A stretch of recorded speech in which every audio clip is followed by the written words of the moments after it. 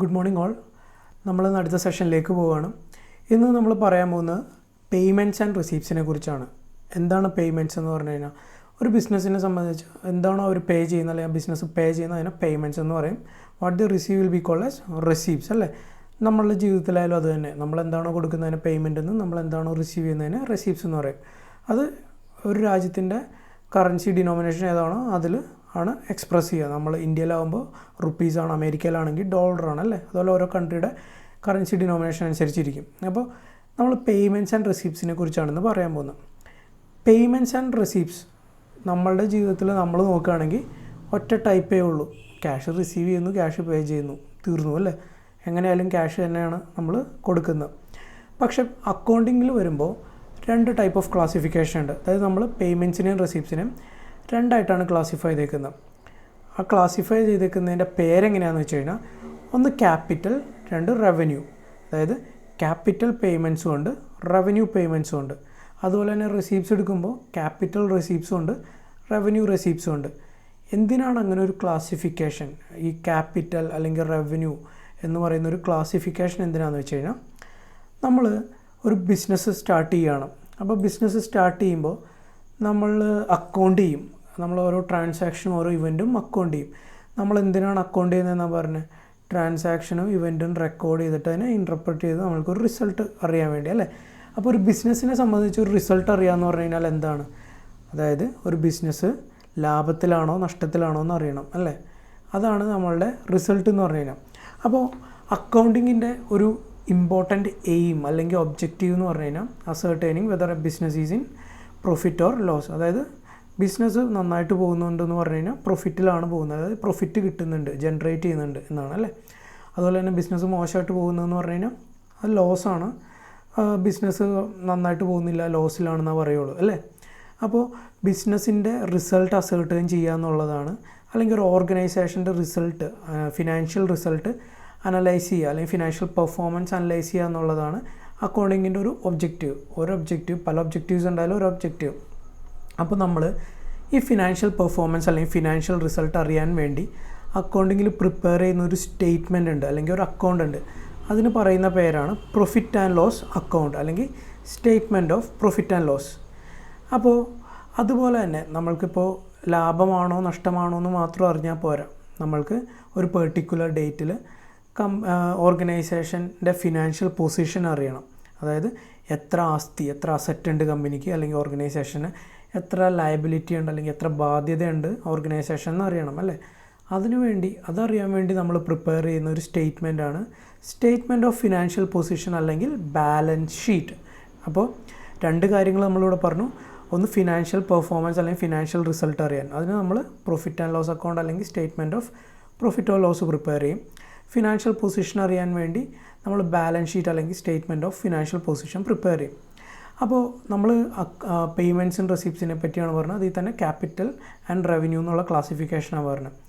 ഈ profit and loss account prepare ചെയ്യുമ്പോൾ അല്ലെങ്കിൽ statement of profit and loss prepare ചെയ്യുമ്പോൾ നമ്മൾ റവന്യൂ ഐറ്റംസ് മാത്രമേ നമ്മൾ അതിൽ എൻട്രി ചെയ്യുള്ളൂ അല്ലെങ്കിൽ പോസ്റ്റ് ചെയ്യുള്ളൂ. അതായത് റവന്യൂ റെസിപ്റ്റ്സും റവന്യൂ പേയ്മെൻറ്റ്സും മാത്രമേ നമ്മൾ എവിടെ എടുക്കുകയുള്ളൂ, പ്രോഫിറ്റ് ആൻഡ് ലോസ് അക്കൗണ്ട് അല്ലെങ്കിൽ statement of profit and loss. ഇനി നമ്മൾ ക്യാപിറ്റൽ എക്സ്പെൻഡിച്ചർ അല്ലെങ്കിൽ ക്യാപിറ്റൽ പേയ്മെൻറ്റ് അല്ലെങ്കിൽ ക്യാപിറ്റൽ റിസീപ്റ്റ്സ് എല്ലാം നമ്മൾ എവിടെ എടുക്കുന്നത്, ബാലൻസ് ഷീറ്റിലാണ് നമ്മൾ എടുക്കുന്നത്, അതായത് സ്റ്റേറ്റ്മെൻറ്റ് ഓഫ് ഫിനാൻഷ്യൽ പൊസിഷനിൽ. അപ്പോൾ ഈ ഒരു ക്ലാസിഫിക്കേഷൻ്റെ ഒരു ഉദ്ദേശം എന്ന് പറഞ്ഞു കഴിഞ്ഞാൽ റവന്യൂ റിസീപ്റ്റ്സ് ആൻഡ് പേയ്മെൻറ്റ്സ് എന്ന് പറഞ്ഞു കഴിഞ്ഞാൽ ഫിനാൻഷ്യൽ പെർഫോമൻസ് അറിയാൻ വേണ്ടിയും capital payments and capital receipts നമ്മൾ ബാലൻസ് ഷീറ്റിൽ എടുക്കാൻ വേണ്ടി ട്രാൻസ്ഫർ ചെയ്യാൻ വേണ്ടിയാണ് ക്ലാസിഫൈ ചെയ്തേക്കുന്നത്. അതെന്തിനാണെന്ന് വെച്ച് കഴിഞ്ഞാൽ ഫിനാൻഷ്യൽ റിസൾട്ടും ഫിനാൻഷ്യൽ പൊസിഷനും കൃത്യമായിട്ട് അറിയാൻ വേണ്ടിയാണ്. അപ്പോൾ എന്താണ് ഈ റവന്യൂ, നമ്മൾ ഇനി എക്സ്പെൻഡിച്ചറിനെ പറ്റി നോക്കാം. അതായത് ക്യാപിറ്റൽ പേയ്മെൻറ്റ് അല്ലെങ്കിൽ റവന്യൂ പേയ്മെൻറ്റിനെ പറ്റി നോക്കാം. എന്താണ് ക്യാപിറ്റൽ പേയ്മെൻറ്റ് അല്ലെങ്കിൽ എന്താണ് റവന്യൂ പേയ്മെൻറ്റ്. റവന്യൂ പേയ്മെൻറ്റ് എന്ന് പറഞ്ഞു കഴിഞ്ഞാൽ ഒരു പേയ്മെൻറ്റ് നടത്തുന്നത് നമ്മൾ എന്തിനായിരിക്കും, നിങ്ങൾ 100 രൂപ കൊടുത്ത് ഒരു മൊബൈൽ നിങ്ങളുടെ സിമ്മിൻ്റെ ഇത് റീചാർജ് ചെയ്തു. അപ്പോൾ 100 രൂപ നിങ്ങൾക്ക് എക്സ്പെൻഡിച്ചറാണ് അല്ലേ, നിങ്ങളെ സംബന്ധിച്ച് പേയ്മെൻ്റ് ആണ്. പക്ഷേ ചുമ്മാ നിങ്ങൾ 100 രൂപ കൊടുക്കുമോ, ഇല്ല, നിങ്ങൾ ആ മൊബൈൽ ഡാറ്റ കിട്ടാൻ വേണ്ടിയാണ് 100 രൂപ കൊടുത്തത് അല്ലേ. അപ്പോൾ 100 രൂപ കൊടുത്തു കഴിഞ്ഞാൽ നിങ്ങൾക്കൊരു ബെനിഫിറ്റ് കിട്ടുന്നുണ്ട്. അപ്പോൾ ബിസിനസ്സിൻ്റെ കാര്യത്തിലും അല്ലെങ്കിൽ ഏതൊരു ഓർഗനൈസേഷൻ്റെ കാര്യത്തിലും അതിപ്പോൾ ഇൻഡിവിജ്വൽസിൻ്റെ കാര്യത്തിലായാലും ഒരു സ്പെൻഡിങ് നടക്കുന്നുണ്ടെങ്കിൽ അവിടെ ഒരു ബെനിഫിറ്റ് റിസീവ് ചെയ്യാൻ വേണ്ടിയാണ് എന്ത് ചെയ്യുന്നത്, പേയ്മെൻറ്റ് നടത്തുന്നത്.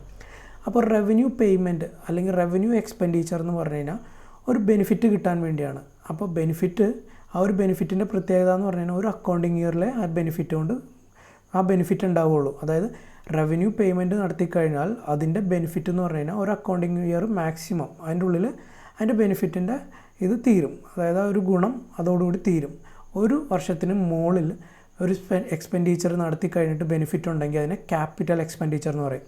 അതായത് ഒരു എക്സ്പെൻഡിച്ചർ നടത്തുമ്പോൾ ഒരു വർഷത്തിന് താഴെ ഉള്ളിൽ ബെനിഫിറ്റ് തീർന്നു പോകുന്നുണ്ടെങ്കിൽ അത് റവന്യൂ എക്സ്പെൻഡിച്ചർ. ഒരു എക്സ്പെൻഡിച്ചർ നടത്തി അല്ലെങ്കിൽ ഒരു പേയ്മെൻറ്റ് നടത്തി കഴിയുമ്പോൾ അതിൻ്റെ ഗുണം ഒരു വർഷത്തിന് മുകളിൽ നിങ്ങൾക്ക് കിട്ടും. 1, 2, 3, 10 വർഷങ്ങൾക്കും കിട്ടും എന്നുണ്ടെങ്കിൽ അത് ക്യാപിറ്റൽ എക്സ്പെൻഡിച്ചറാണ്. നമ്മൾ പ്രോഫിറ്റ് ആൻഡ് ലോസ് അക്കൗണ്ടിൽ റവന്യൂ എക്സ്പെൻഡിച്ചർ മാത്രമേ എടുക്കാറുള്ളൂ. അത് ഒരു വർഷത്തിനുള്ളിൽ അതിൻ്റെ ബെനിഫിറ്റ് തീരും, അതായത് ഗുണം തീരും. ഒരു എക്സാമ്പിൾ എന്ന് പറഞ്ഞു കഴിഞ്ഞാൽ നിങ്ങളൊരു ബിസിനസ് നടത്തുന്നു. അപ്പോൾ സ്റ്റാഫിന് സാലറി കൊടുക്കണം അല്ലേ, ഓരോ മാസവും കൊടുക്കും. അപ്പോൾ ഈ മാസം വർക്ക് ചെയ്ത് കഴിഞ്ഞാൽ സ്റ്റാഫിന് പിറ്റേ മാസം 1-ാം തീയതി സാലറി കൊടുക്കണം. അപ്പോൾ അത് റവന്യൂ എക്സ്പെൻഡിച്ചറാണ്. എന്തുകൊണ്ടാണ്? സാലറി കൊടുത്തില്ല എന്നുണ്ടെങ്കിൽ ആ ബെനിഫിറ്റ് തീർന്നു അല്ലേ. നമ്മൾ സാലറി കൊടുത്താലേ ആ സ്റ്റാഫിൻ്റെ കയ്യിൽ നിന്ന് നമുക്ക് ബെനിഫിറ്റ് കിട്ടുള്ളൂ. ആ സ്റ്റാഫ് വർക്ക് ചെയ്യണമെന്നുണ്ടെങ്കിൽ നമ്മൾ സാലറി കൊടുക്കണം.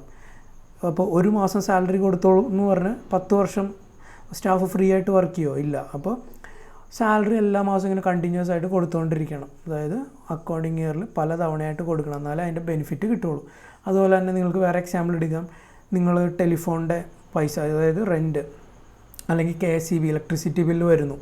ഓരോ മാസവും ഇലക്ട്രിസിറ്റി ബില്ല് വരും അല്ലേ. ബിസിനസ്സിനെ സംബന്ധിച്ച് ഓരോ മാസം, അല്ലെങ്കിൽ ഇൻഡിവിജ്വൽസ് ആണെങ്കിൽ 2 മാസം കൂടുമ്പോൾ ഇലക്ട്രിസിറ്റി ബില്ല് വരും. നിങ്ങൾ ഏതെങ്കിലും ഒരു മാസം പൈസ അടയ്ക്കാതിരുന്നാൽ എന്ത് ചെയ്യും? അപ്പോൾ തന്നെ KSEBക്കാർ വന്ന് ഫ്യൂസ് ഊരിക്കൊണ്ടുപോകും. അപ്പോൾ നിങ്ങൾ എക്സ്പെൻഡിച്ചറിൻ്റെ ബെനിഫിറ്റ് എന്ന് പറഞ്ഞു കഴിഞ്ഞാൽ മാക്സിമം ഒരു വർഷമേ കിട്ടുള്ളൂ അല്ലേ. അങ്ങനത്തെ എക്സ്പെൻഡിച്ചറുകളെയാണ് റവന്യൂ എക്സ്പെൻഡിച്ചർ എന്ന് പറയുന്നത്. നമ്മൾ പ്രോഫിറ്റ് ആൻഡ് ലോസ് അക്കൗണ്ടിൽ ലാഭമാണോ നഷ്ടമാണോ എന്ന് കണക്കാക്കാൻ വേണ്ടി റവന്യൂ എക്സ്പെൻഡിച്ചർ അല്ലെങ്കിൽ റവന്യൂ റിസീപ്റ്റ്സ് മാത്രമേ എടുക്കുകയുള്ളൂ. അതിൻ്റെ പ്രത്യേകത എന്ന് പറഞ്ഞു കഴിഞ്ഞാൽ ഒരു അക്കൗണ്ടിങ് ഇയറിൽ മാത്രമേ ബെനിഫിറ്റ് കിട്ടുള്ളൂ. നമ്മൾ അക്കൗണ്ടിങ് പഠിക്കുമ്പോൾ അക്കൗണ്ടിങ് ഇയർ എന്നാണ് പറയേണ്ടത്. ഞാൻ റിപ്പീറ്റ് ചെയ്യില്ല. അക്കൗണ്ടിങ് ഇയർ നമ്മൾക്ക് ഇനി അക്കൗണ്ടിങ് ഇയറേ ഉള്ളൂ, കലണ്ടർ ഇയർ അല്ല. ജനുവരി ടു ഡിസംബർ അല്ല നമ്മളുടെ ഇയർ എന്ന് പറഞ്ഞു കഴിഞ്ഞാൽ. നമ്മളുടെ ഇയർ ഏപ്രിൽ ടു മാർച്ചാണ്. ഒരു വർഷം ഏപ്രിലിൽ തുടങ്ങും, മാർച്ചിൽ അവസാനിക്കും. റിസർവ് ബാങ്ക് ഓഫ് ഇന്ത്യക്ക് മാത്രം അത് ജൂലൈ ടു ജൂണാണ്. ജൂലൈയിൽ സ്റ്റാർട്ട് ചെയ്യും, ജൂണിൽ. അതിപ്പോൾ ചിലപ്പോൾ ഈ വർഷം അവർ മാറ്റും, അവരും ഏപ്രിൽ ടു മാർച്ച് തന്നെ ആക്കും. അപ്പോൾ നമ്മളെ സംബന്ധിച്ച് ഒരു ഫിനാൻഷ്യൽ ഇയർ അല്ലെങ്കിൽ ഒരു ഇയർ എന്ന് പറഞ്ഞു കഴിഞ്ഞാൽ April to March, by default April to മാർച്ചാണ്. നിങ്ങൾ മനസ്സിലത് ഉറപ്പിക്കണം. കലണ്ടർ ഇയറും ചില ഓർഗനൈസേഷൻസ് യൂസ് ചെയ്യാറുണ്ട്, പക്ഷേ 98% ഓർഗനൈസേഷൻസ് ഇന്ത്യയിൽ ഏപ്രിൽ ടു മാർച്ചാണ് അക്കൗണ്ടിങ് ഇയർ ആയിട്ട് കണക്കാക്കുന്നത്. അപ്പോൾ നമ്മളുടെ റവന്യൂ എക്സ്പെൻഡിച്ചറിൻ്റെ ബെനിഫിറ്റ് ഒരു അക്കൗണ്ടിങ് ഇയറിൽ മാത്രമേ കിട്ടുള്ളൂ എന്നുണ്ടെങ്കിൽ അത് റവന്യൂ ആയിട്ട് ട്രീറ്റ് ചെയ്യണം. അപ്പോൾ ഇനി ക്യാപിറ്റൽ എക്സ്പെൻഡിച്ചർ റവന്യൂ എക്സ്പെൻഡിച്ചർ എന്ന് പറഞ്ഞാൽ ബെനിഫിറ്റ് ഒരു വർഷമേ കിട്ടുള്ളൂ മാക്സിമം. അങ്ങനെയാണെങ്കിൽ ക്യാപിറ്റൽ എക്സ്പെൻഡിച്ചർ എന്തായിരിക്കും? അതിൻ്റെ ബെനിഫിറ്റ് എന്ന് പറഞ്ഞു കഴിഞ്ഞാൽ ഒന്നിൽ കൂടുതൽ വർഷം അതിൻ്റെ ബെനിഫിറ്റ് കിട്ടും. നമ്മളൊരു എക്സ്പെൻഡിച്ചർ അല്ലെങ്കിൽ ഒരു പേയ്മെൻറ്റ് നടത്തി കഴിഞ്ഞാൽ അതിൻ്റെ ബെനിഫിറ്റ് എന്ന് പറഞ്ഞാൽ വർഷങ്ങളോളം ഇങ്ങനെ കിട്ടിക്കൊണ്ടിരിക്കും. അങ്ങനത്തെ എക്സ്പെൻഡിച്ചർ അല്ലെങ്കിൽ അങ്ങനത്തെ പേയ്മെൻറ്റിനാണ് എന്ത് പറയുക? Capital expenditure. ഒരു എക്സാമ്പിൾ പറഞ്ഞു കഴിഞ്ഞാൽ ബിസിനസ് അല്ലെങ്കിൽ നമ്മൾ ഒരു ഇൻഡിവിജ്വൽ ഒരു കാറ് മേടിക്കുമ്പോൾ അത് പേയ്മെൻ്റ് ആണല്ലേ. പക്ഷേ അതിൻ്റെ ബെനിഫിറ്റ് ഒരു വർഷമേ കിട്ടുകയുള്ളൂ? ഇല്ല. അവിടെ ലീഗലി തന്നെ ഒരു കാറിൻ്റെ അല്ലെങ്കിൽ ഒരു വെഹിക്കിളിൻ്റെ ലൈഫ് എന്ന് പറയുന്നത് 15 വർഷം. അതായത് 15 വർഷം നമ്മൾക്ക് അതിൽ നിന്ന് ബെനിഫിറ്റ് കിട്ടും അല്ലേ. ഒറ്റത്തവണ പേയ്മെൻറ്റ് നടത്തി കഴിഞ്ഞാലും കാറ് മേടിക്കാനുള്ള പേയ്മെൻറ്റ് ചെയ്ത് കഴിഞ്ഞാലും നമ്മൾക്ക് 10-15 വർഷം അതിൻ്റെ ബെനിഫിറ്റ് കിട്ടും അല്ലേ. മര്യാദയ്ക്ക് സൂക്ഷിച്ചൊക്കെ കൊണ്ടുപോയി നടക്കുകയാണെങ്കിൽ 15 വർഷം അതിൻ്റെ ബെനിഫിറ്റ് കിട്ടും. അതായത് ഒരു വർഷത്തിന് മുകളിൽ നമുക്ക് ബെനിഫിറ്റ് കിട്ടും. അതുപോലത്തെ എക്സ്പെൻഡിച്ചറിനെയാണ് എന്ത് പറയുക? Capital expenditure. അതായത് ഒരു വർഷത്തിന് മുകളിൽ നമ്മൾക്ക് ബെനിഫിറ്റ് കിട്ടുന്ന എക്സ്പെൻഡിച്ചറുകളെ പറയുന്ന പേരാണ് ക്യാപിറ്റൽ എക്സ്പെൻഡിച്ചർ. അപ്പോൾ ഈ ക്യാപിറ്റൽ എക്സ്പെൻഡിച്ചർ നമ്മൾ എവിടെ എടുക്കുക? ഫിനാൻഷ്യൽ പൊസിഷൻ അറിയാൻ അല്ലെങ്കിൽ നമ്മൾ എത്ര അസറ്റ് ഉണ്ടെന്ന് അറിയാൻ വേണ്ടിയാണ് ക്യാപിറ്റൽ എക്സ്പെൻഡിച്ചർ നമ്മൾ എടുക്കുന്നത്. അത് ബാലൻസ് ഷീറ്റിലാണ് എടുക്കുന്നത്. ഇപ്പോൾ നമ്മുടെ കാറിൻ്റെ എക്സാമ്പിളിൽ കാറ് മേടിക്കുന്ന ആൾക്ക് കാർ ഒരു അസറ്റാണല്ലേ. അപ്പോൾ അസറ്റ് എവിടെ എടുക്കുന്നത്? നമ്മൾ ബാലൻസ് ഷീറ്റിലാണ് എടുക്കുന്നത്. അപ്പോൾ ക്യാപിറ്റൽ എക്സ്പെൻഡിച്ചർ എല്ലാം നമ്മൾ ബാലൻസ് ഷീറ്റിൽ എടുക്കും. പക്ഷേ അതിൻ്റെ ബെനിഫിറ്റ് നമ്മൾ ഓരോ വർഷവും അതിൽ നിന്ന് കിട്ടുന്ന ബെനിഫിറ്റ് നമ്മൾ ഓരോ വർഷവും എന്ത് ചെയ്യും? പ്രോഫിറ്റ് ആൻഡ് ലോസിൽ ട്രാൻസ്ഫർ ചെയ്യും. സപ്പോസ് ഒരു മെഷീനറിയാണ് പർച്ചേസ് ചെയ്യുന്നത്. മെഷീനറിയിൽ നിന്ന് കിട്ടുന്ന ബെനിഫിറ്റ് എന്ന് പറഞ്ഞാൽ എന്താ? ആ മെഷീൻ കൊണ്ട് നമ്മൾ പ്രൊഡ്യൂസ് ചെയ്യുന്ന ഗുഡ്സ് അല്ലെങ്കിൽ ഐറ്റം നമ്മൾ വിൽക്കുമ്പോൾ അതിൽ നിന്ന് കിട്ടുന്ന റവന്യൂ അത് ഓരോ വർഷവും നമ്മൾ പ്രോഫിറ്റ് ആൻഡ് ലോസിൽ ട്രാൻസ്ഫർ ചെയ്യും. അപ്പോൾ റവന്യൂ എക്സ്പെൻഡിച്ചർ നമ്മൾ P&L ട്രാൻസ്ഫർ ചെയ്യും, ക്യാപിറ്റൽ എക്സ്പെൻഡിച്ചറും ഇവഞ്ച്വലി നമ്മൾ P&L തന്നെ വരുന്നത്, അതായത് അതിൻ്റെ ബെനിഫിറ്റ് നമ്മൾ P&Lലോട്ടാണ് ട്രാൻസ്ഫർ ചെയ്യുന്നത്. പക്ഷേ ക്യാപിറ്റൽ എക്സ്പെൻഡിച്ചർ എന്നാണോ നടക്കുന്നത്, ഏത് വർഷമാണോ നടക്കുന്നത്, അത് അസറ്റ് അല്ലെങ്കിൽ ബാലൻസ് ഷീറ്റിലോട്ട് ട്രാൻസ്ഫർ ചെയ്യും. ഇങ്ങനെ P&L means profit and loss അക്കൗണ്ടിലും ബാലൻസ് ഷീറ്റിലും ട്രാൻസ്ഫർ ചെയ്യാൻ വേണ്ടി അല്ലെങ്കിൽ ആണ് നമ്മൾ ഫിനാൻഷ്യൽ പൊസിഷനും ഫിനാൻഷ്യൽ പെർഫോമൻസും അറിയാൻ വേണ്ടിയാണ് ക്യാപിറ്റൽ റവന്യൂ എന്ന് പറയുന്ന ഒരു സെഗ്രിഗേഷൻ വന്നേക്കുന്നത്. ഇനി അടുത്തത് നമ്മൾ ഇനി നോക്കേണ്ടത് കൺസിഡറേഷൻ, അതായത് ഒരു എക്സ്പെൻഡിച്ചർ നടത്തുമ്പോൾ എന്തൊക്കെ കൺസിഡർ ചെയ്യണം, അത് റവന്യൂ ആണോ ക്യാപിറ്റലാണോ എന്ന് ഐഡൻറ്റിഫൈ ചെയ്യാൻ അല്ലെങ്കിൽ ഡിറ്റർമിൻ ചെയ്യാൻ. സപ്പോസ് നിങ്ങൾക്കൊരു എക്സ്പെൻഡിച്ചർ തരികയാണെങ്കിൽ നിങ്ങൾക്ക് പെട്ടെന്ന് പറയാൻ പറ്റില്ല ഇത് റവന്യൂ ആണോ ക്യാപിറ്റലാണോ എന്ന്. അപ്പോൾ കുറച്ച് കാര്യങ്ങൾ നിങ്ങൾ ശ്രദ്ധിക്കേണ്ടി വരും. ആ കൺസിഡറേഷൻ അല്ലെങ്കിൽ ആ ഫാക്ടേഴ്സ് എന്തൊക്കെയാണ്, ഒരു എക്സ്പെൻഡിച്ചർ റവന്യൂ ആണോ ക്യാപിറ്റലാണോ എന്ന് ഡിറ്റർമൈൻ ചെയ്യാൻ വേണ്ടിയുള്ള ഫാക്ടേഴ്സ് എന്തൊക്കെയാണെന്നാണ് നമ്മൾ നോക്കുന്നത്. ആദ്യത്തേതെന്ന് പറഞ്ഞു കഴിഞ്ഞാൽ നേച്ചർ ഓഫ് ബിസിനസ്. അപ്പോൾ ഒരു എക്സ്പെൻഡിച്ചർ അല്ലെങ്കിൽ ഒരു പേയ്മെൻറ്റ് ക്യാപിറ്റലാണോ റവന്യൂ ആണോ എന്ന് ഡിറ്റർമൈൻ ചെയ്യാൻ ആദ്യം നമ്മൾ നോക്കുന്നത് നേച്ചർ ഓഫ് ബിസിനസ്സാണ്. ഒരു ഉദാഹരണം പറഞ്ഞു കഴിഞ്ഞാൽ ഒരു ഫർണിച്ചർ വിൽക്കുന്ന കട, ഒരു ഫർണിച്ചർ വിൽക്കുന്ന ബിസിനസ്. അപ്പോൾ അവിടെ ഒരു ടേബിളും ചെയറും വാങ്ങിച്ചു, സെല് ചെയ്യാൻ വേണ്ടി, വിൽക്കാൻ വേണ്ടി ടേബിളും ചെയറും വാങ്ങിച്ചു. ആ ബിസിനസ്സിനെ സംബന്ധിച്ച് ഇത് ക്യാപിറ്റൽ എക്സ്പെൻഡിച്ചർ ആണോ റവന്യൂ എക്സ്പെൻഡിച്ചർ ആണോ? അതായത് റവന്യൂ എക്സ്പെൻഡിച്ചർ എന്ന് പറഞ്ഞാൽ അതിൻ്റെ ഗുണം ഒരു വർഷത്തിനുള്ളിൽ ഉണ്ടാവുള്ളൂ. അപ്പോൾ ഫർണിച്ചർ വിൽക്കുന്ന കടക്കാരനെ സംബന്ധിച്ച് ആ ഒരു ചെയറും ടേബിളും മേടിച്ചു എന്ന് പറഞ്ഞു കഴിഞ്ഞാൽ അത് തിരിച്ച് വിൽക്കാൻ വേണ്ടിയാണ് അല്ലേ. അപ്പോൾ ആ ഒരു വർഷത്തേക്ക് മാത്രമേ ഉണ്ടാവുള്ളൂ. അത് വിറ്റ് കഴിഞ്ഞാൽ അതിൻ്റെ ബെനിഫിറ്റ് തീർന്നു, അതിൽ നിന്ന് കിട്ടുന്ന വരുമാനം കിട്ടി, അതോടുകൂടി തീർന്നു അല്ലേ. അപ്പോൾ ഫർണിച്ചർ വിൽക്കുന്ന കടക്കാരനെ സംബന്ധിച്ച് ഒരു ടേബിളും ചെയറും മേടിച്ച് കഴിഞ്ഞാൽ അത് റവന്യൂ എക്സ്പെൻഡിച്ചറാണ്. അതേസമയം ഒരു തുണി വിൽക്കുന്ന കട അല്ലെങ്കിൽ ഒരു സ്റ്റേഷനറി കടയിലെ ആൾ ഒരു ടേബിളും ചെയറും വാങ്ങിച്ചു കഴിഞ്ഞാൽ അതെന്താ, അതിൽ നിന്ന് അയാൾക്ക് ബെനിഫിറ്റ് കുറേ വർഷങ്ങളുണ്ടാവും അല്ലേ. അവിടെ ഇരിക്കാൻ പറ്റും, വർഷങ്ങളോളം ഇരിക്കാം. അയാൾ ഇന്ന് മേടിച്ചു അടുത്ത വർഷം വിൽക്കണമെന്നില്ല ടേബിളും ചെയറും അല്ലേ. അപ്പോൾ ഒരു വർഷത്തിന് മുകളിൽ അതിൻ്റെ ബെനിഫിറ്റ് ഉണ്ട്. അപ്പോൾ അയാളെ സംബന്ധിച്ച് അത് ക്യാപിറ്റൽ എക്സ്പെൻഡിച്ചറാണ്. പക്ഷേ ഫർണിച്ചർ വിൽക്കുന്ന ആളെ സംബന്ധിച്ച് ടേബിളും ചെയറും റവന്യൂ എക്സ്പെൻഡിച്ചറാണ്. അതുപോലെ തന്നെ കാർ വിൽക്കുന്ന ആൾ, ഇപ്പോൾ മാരുതി സുസുക്കിയുടെ ഡീലർ, നമുക്ക് വേണമെങ്കിൽ സായി സർവീസ് തന്നെ എടുക്കാം. സായി സർവീസ് മാരുതിയുടെ കാർ വിൽക്കുന്ന ആളാണ്. അവരെ സംബന്ധിച്ച് മാരുതി കാർ വാങ്ങിച്ചു കഴിഞ്ഞാൽ അത് എന്താ റവന്യൂ എക്സ്പെൻഡിച്ചറാണ്. അതേസമയം ഒരു സ്റ്റേഷനറി കടക്കാരൻ മാരുതിയുടെ കാർ വാങ്ങിച്ചു കഴിഞ്ഞാൽ അത് ക്യാപിറ്റൽ എക്സ്പെൻഡിച്ചറാണ്. എന്താണെന്ന് വെച്ച് കഴിഞ്ഞാൽ വർഷങ്ങളോളം അതിൻ്റെ ബെനിഫിറ്റ് ഉണ്ടാവും അല്ലേ. അപ്പോൾ നേച്ചർ ഓഫ് ബിസിനസ്സിനെ ഡിപ്പെൻഡ് ചെയ്തിരിക്കും ക്യാപിറ്റലാണോ റവന്യൂ ആണോ എക്സ്പെൻഡിച്ചർ എന്ന് ഐഡൻറ്റിഫൈ ചെയ്യാം. ഓക്കെ. രണ്ടാമത്തേതെന്ന് പറഞ്ഞാൽ recurring nature of expenditure. Recurring nature എന്ന് പറഞ്ഞാൽ എത്ര ഫ്രീക്വൻ്റ് ആയിട്ടാണ് അത് ആവർത്തിക്കുന്നത് അല്ലെങ്കിൽ ആ എക്സ്പെൻഡിച്ചർ വരുന്നത്. ഫ്രീക്വൻ്റ് ആയിട്ട് വരുന്ന വളരെ ഫ്രീക്വൻ്റ് ആയിട്ട് വരുന്ന എക്സ്പെൻസുകളെല്ലാം അല്ലെങ്കിൽ പേയ്മെൻറ്റുകളെല്ലാം റവന്യൂ ആയിട്ട് ക്ലാസിഫൈ ചെയ്യണം. അതായത് റവന്യൂ എക്സ്പെൻഡിച്ചർ അല്ലെങ്കിൽ റവന്യൂ പേയ്മെൻ്റ് ആയിട്ട് ട്രീറ്റ് ചെയ്യണം. അത് പ്രോഫിറ്റ് ആൻഡ് ലോസ് അക്കൗണ്ടിലാണ് എടുക്കേണ്ടത്. റെക്കറിങ് നേച്ചർ, വളരെ ഫ്രീക്വൻ്റ് ആയിട്ട് നടക്കുന്ന എക്സ്പെൻഡിച്ചറിൻ്റെ എക്സാമ്പിൾ എന്ന് പറഞ്ഞു കഴിഞ്ഞാൽ സാലറി. എല്ലാ മാസവും നടക്കുമല്ലോ, വർഷത്തിൽ 12 മാസം, എല്ലാ മാസത്തിലും സാലറി പ്രൊവൈഡ് ചെയ്യണം. Electricity bill, telephone charges, stationery items, refreshment, അതൊക്കെ റിക്കറിങ് നേച്ചറാണ്, പെട്ടെന്ന് വരുന്ന. അപ്പോൾ അതിനെല്ലാം എന്ത് ചെയ്യണം, റവന്യൂ എക്സ്പെൻഡിച്ചറായിട്ട് ട്രീറ്റ് ചെയ്യണം. അതേസമയം ഒരു ക്യാപിറ്റൽ എക്സ്പെൻഡിച്ചർ ആണെങ്കിൽ എപ്പോഴും വരും. ഒരു കാറ് മേടിക്കുന്നു, ഒരു മെഷീനറി മേടിക്കുന്നു, അല്ലെങ്കിൽ ലാൻഡ് മേടിക്കുന്നു, ഒരു ബിൽഡിംഗ് മേടിക്കുന്നു, അതൊക്കെ എപ്പോഴും നടക്കുന്ന കാര്യമല്ല.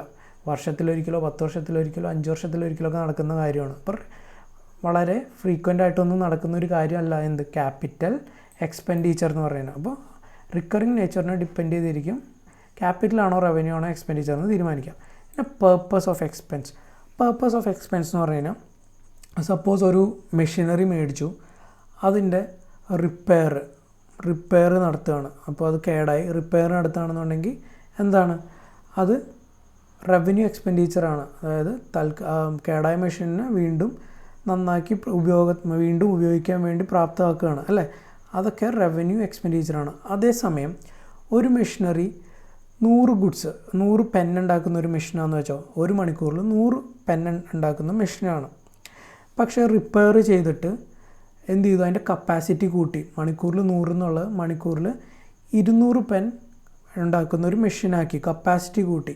ആ റിപ്പയറിനെ നമ്മൾ റവന്യൂ ആയിട്ട് ട്രീറ്റ് ചെയ്യാൻ പറ്റുമോ? ഇല്ല. എന്താണെന്ന് വെച്ച് കഴിഞ്ഞാൽ ആ ബെനിഫിറ്റ് നമുക്ക് വർഷങ്ങളോളം കിട്ടും. ആദ്യം 100 പെന്നെ ഉണ്ടാക്കാൻ പറ്റുമായിരുന്നുള്ളൂ ഒരു മണിക്കൂറിൽ. അതിപ്പോൾ റിപ്പയറൊക്കെ കഴിഞ്ഞപ്പോൾ 200 പെൻ ഉണ്ടാക്കാൻ പറ്റും. അപ്പം അതിൻ്റെ കപ്പാസിറ്റി ഇൻക്രീസ് ചെയ്തു അല്ലേ. അപ്പോൾ അത് ക്യാപിറ്റൽ എക്സ്പെൻഡിച്ചറായിട്ട് വേണം ട്രീറ്റ് ചെയ്യാൻ. അപ്പോൾ പേർപ്പസ് ഓഫ് എക്സ്പെൻസ് ഒരു ഫാക്ടറാണ്.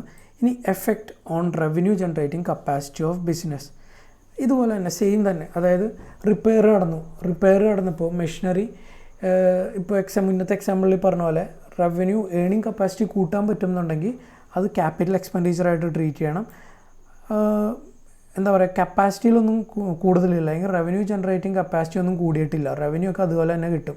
അതായത് വർഷാവർഷം ആ മെഷീൻ ഉപയോഗിച്ച് അത്രയും തന്നെ പ്രൊഡക്റ്റ് ഉണ്ടാക്കാൻ പറ്റുള്ളൂ. അപ്പോൾ അതിന് വരുന്ന റിപ്പയർസൊക്കെ എന്താണ്, റവന്യൂ ആയിട്ട് ട്രീറ്റ് ചെയ്യണം. Materiality of the amount involve, അതായത് ഹ്യൂജ് എമൗണ്ട് ഇൻവോൾവ് ആയിട്ടുള്ള എക്സ്പെൻഡിച്ചർ. ഇപ്പോൾ റിപ്പയറിൻ്റെ കേസ് തന്നെ എടുക്കാം, ഒരു സ്പെയർ പാർട്സ് വാങ്ങാനുള്ള കോസ്റ്റ്, അതൊക്കെ ചെറിയ എമൗണ്ടാണ് അല്ലേ, ചെറിയൊരു എമൗണ്ടാണ്, മെറ്റീരിയൽ ആയിട്ടുള്ള എമൗണ്ട് അല്ല, അതൊക്കെ എന്താ റവന്യൂ എക്സ്പെൻഡിച്ചറായിട്ട് ട്രീറ്റ് ചെയ്യണം. അതേസമയം മെഷീനറി അങ്ങനെ തന്നെ റീപ്ലേസ് ചെയ്യുകയാണ്, മെഷീനറി കേടായി, അപ്പോൾ മെഷീനറി അങ്ങനെ തന്നെ മാറ്റിയാലേ ബിസിനസ് മുന്നോട്ട് കൊണ്ടുപോകാൻ പറ്റുള്ളൂ. അപ്പോൾ അത് മെറ്റീരിയൽ ആയിട്ടുള്ള ഒരു എമൗണ്ട്, വലിയ എമൗണ്ടാണ്, ഹ്യൂജ് എമൗണ്ട് അല്ലേ. അപ്പോൾ അതൊക്കെ എന്താ, അതൊക്കെ ക്യാപിറ്റൽ എക്സ്പെൻഡിച്ചറായിട്ട് ട്രീറ്റ് ചെയ്യണം. അപ്പോൾ 5 കാര്യങ്ങളാണ് ക്യാപിറ്റലാണോ റവന്യൂ എക്സ്പെൻഡിച്ചർ ആണോ എന്ന് ഐഡൻറ്റിഫൈ ചെയ്യാൻ വേണ്ടി. ഒന്ന് nature of business, recurring nature of expenditure, purpose of expenses, effect on revenue generating capacity of business, പിന്നെ materiality of the amount involve. ഇത്രയും കാര്യങ്ങൾ നോക്കിയിട്ട് വേണം ഒരു എക്സ്പെൻഡിച്ചർ അല്ലെങ്കിൽ ഒരു പേയ്മെൻറ്റ് ക്യാപിറ്റലാണോ റവന്യൂ ആണോ എന്ന് അറിയാൻ വേണ്ടി, നോക്കാൻ വേണ്ടി. ഇനി നമ്മളിപ്പോൾ എക്സ്പെൻഡിച്ചറിൻ്റെ കാര്യം പറഞ്ഞു, അതിന്ന് വലിയ വ്യത്യാസമൊന്നുമില്ല ക്യാപിറ്റൽ റെസിപ്റ്റും റവന്യൂ റെസിപ്റ്റ്. അതായത് റെസിപ്റ്റ് പോർഷൻ, റെസിപ്റ്റിനെയും ക്യാപിറ്റലായിട്ടും റവന്യൂ ആയിട്ടും ക്ലാസിഫൈ ചെയ്തിട്ടുണ്ട്. ഇവിടെയും വ്യത്യാസമൊന്നുമില്ല, ഇവിടെ എക്സ്പെൻഡിച്ചർ മാറി റവന്യൂ ആയി ക്യാപിറ്റലും ആയിരുന്നുള്ളൂ, എക്സ്പെൻഡിച്ചർ മാറി റെസിപ്റ്റ് ആയിരുന്നുള്ളൂ. അതിലും ക്യാപിറ്റലും റവന്യൂ സെഗ്രിഗേഷൻ ഉണ്ട്. റവന്യൂ റെസിപ്റ്റ് എന്ന് പറഞ്ഞാൽ ഇവിടെയും അതുപോലെ തന്നെ നോർമൽ ബിസിനസ് ആക്ടിവിറ്റീസിൽ നിന്ന് കിട്ടുന്ന കാര്യങ്ങൾ അല്ലെങ്കിൽ കിട്ടുന്ന വരുമാനമാണ് എന്ത്, റവന്യൂ റെസിപ്റ്റ്. അതായത് സ്റ്റേഷനറി കട അല്ലെങ്കിൽ ഒരു പെൻ മാത്രം ഡീൽ ചെയ്യുന്ന കട, അവരുടെ റവന്യൂ റെസിപ്റ്റ് എന്ന് പറഞ്ഞു കഴിഞ്ഞാൽ പെന്ന് വിറ്റ് കിട്ടുന്ന കാര്യം. അല്ലെങ്കിൽ സ്റ്റേഷനറി കടയാണെങ്കിൽ സ്റ്റേഷനറി കടയിൽ എന്തൊക്കെ സാധനമാണോ വിൽക്കുന്നത് അത് വിറ്റ് കിട്ടുന്ന വരുമാനം ആണ് അവരുടെ റവന്യൂ റെസിപ്റ്റ് എന്ന് പറഞ്ഞാൽ.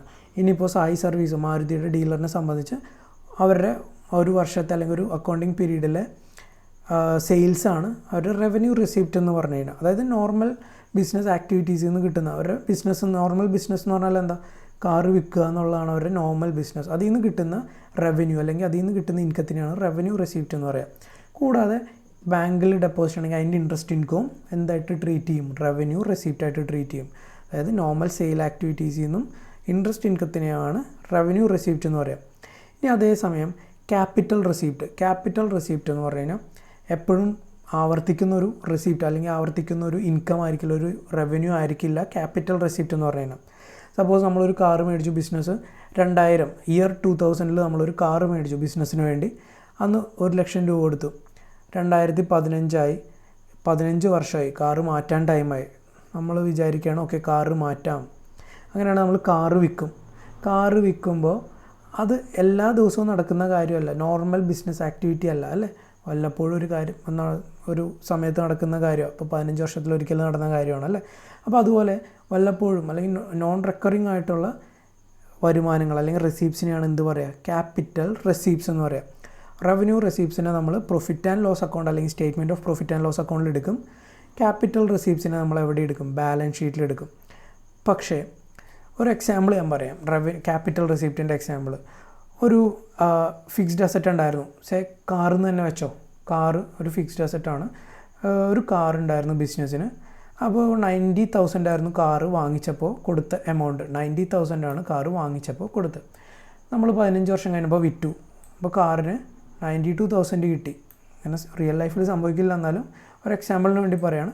90,000 മേടിച്ച കാറ് നമ്മൾ 92,000 വിറ്റു.